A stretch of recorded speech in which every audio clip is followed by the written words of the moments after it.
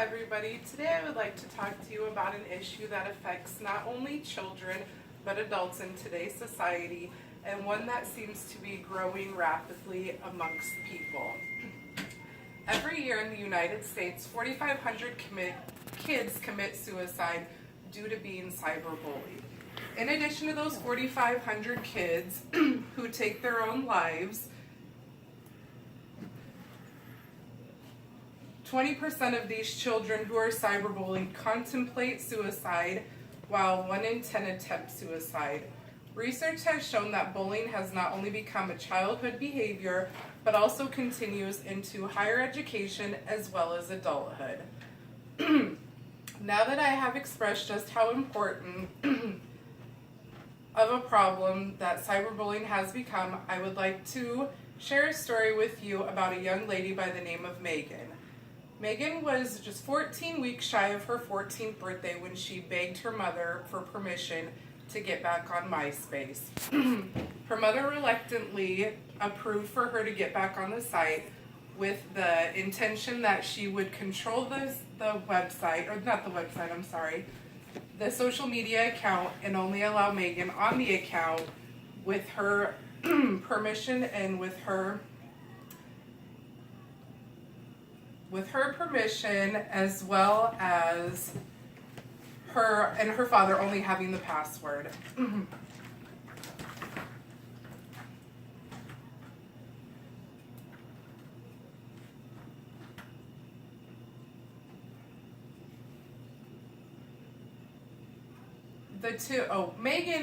Megan originally got her MySpace account taken away when her and her friend Dawn were caught making up a fake page to help them easier talk with boys online.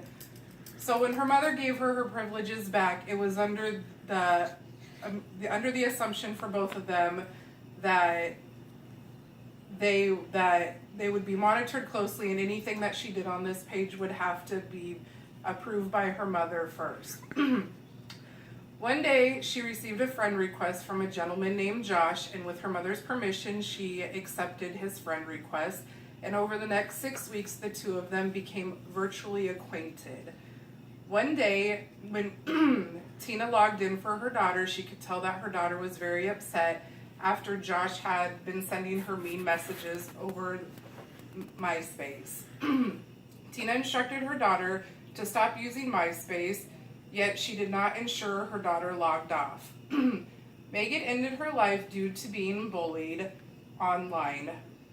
Weeks later, a family friend had contacted the family to meet with them to let them know that Dawn, Megan's former friend, her parents made up the webpage or the website of Josh on MySpace, and they were using that page to control the different things kids were saying to Megan, as well as things that they were saying to her, which inevitably led to her ending her life.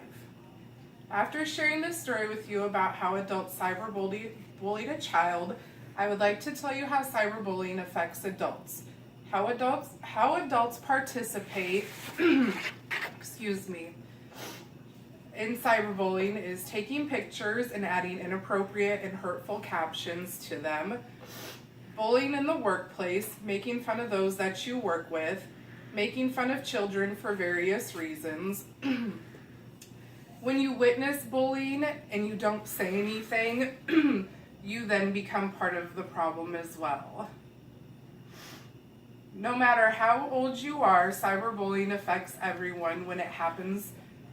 College students who report being bullied are more often likely to fall behind in class, withdraw from social activities, miss classes, and become depressed.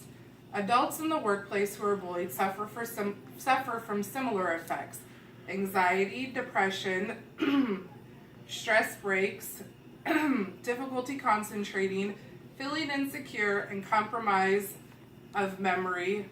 Physical effects for adults include physical numbness, migraine headaches, it also lowers your resistance to colds, coughs, the flu, and any general cold that goes around. You're at higher risk for blood pressure as well as cardiac disease.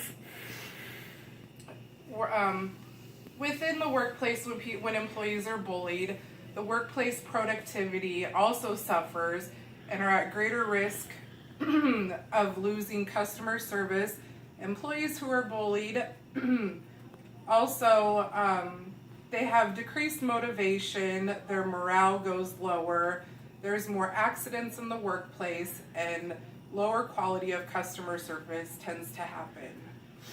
Next, I will tell you how cyberbullying affects children and the impact it has on their everyday lives.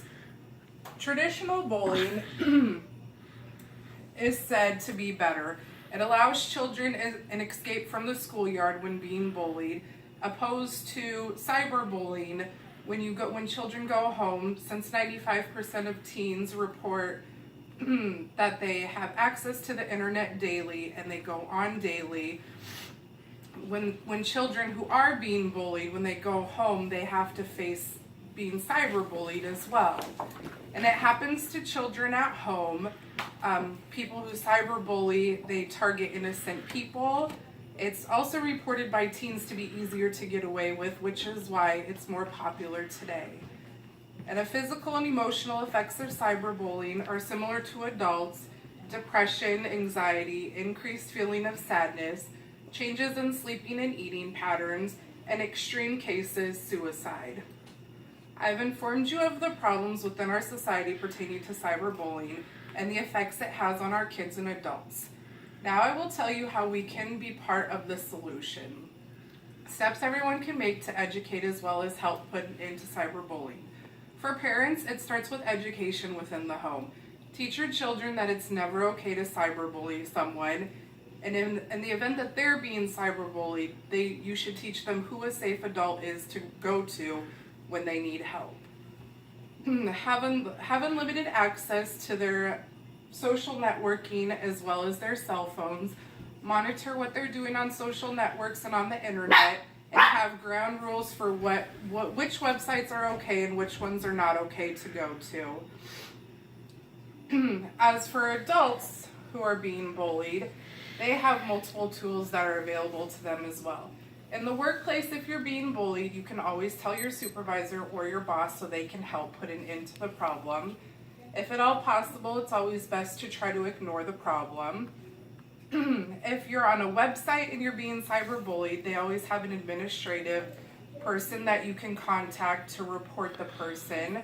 And over your cell phone, you can either block the person or contact your cell phone provider, and they can try to assist you with that.